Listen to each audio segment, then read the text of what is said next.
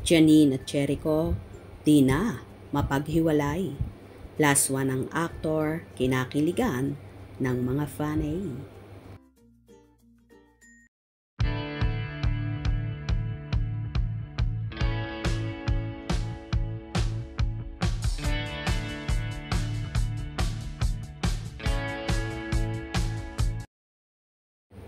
Tapos na pala ang shooting ng pelikulang Quezon na pinagbibidahan ni Jericho Rosales.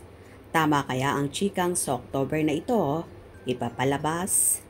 Anyway, ibinida ni Eco ang tungkol sa wrap-up party ng pelikula.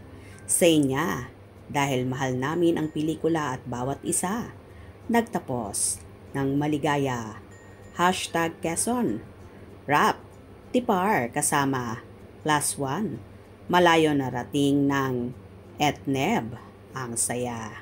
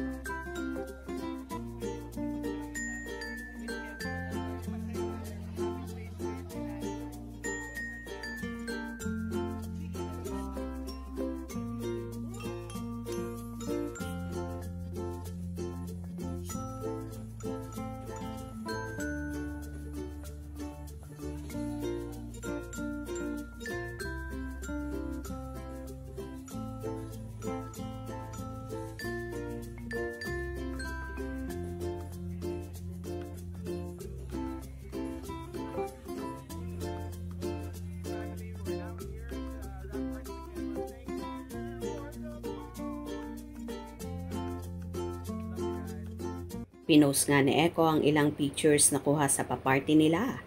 At isa nga sa mga picture ay kasama niya ang girlfriend na si Janine Gutierrez. And yes, si Janine nga ang tinutukoy ni Eco na +1 sa kanyang post. Ikinatuwa naman ang mga fanay na nakitang kasama ni Eco si Janine sa party na yon. Hindi nga raw mapaghiwalay ang dalawa. May iba pa na nagsabi pang mabuti pa sina Eco at Janine, very open sa kanilang relasyon na hindi inililihim pa ang kanilang pagmamahalan. In fairness, marami naman kasi talaga ang boto sa relasyon ni na Eco Janine. Pati ang kanilang mga pamilya ay suportado rin ang kanilang relasyon. So, bongga talaga.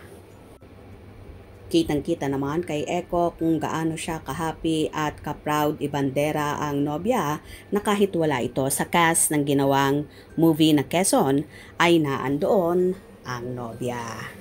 Kung nagustuhan nyo ang video na ito, comment down below.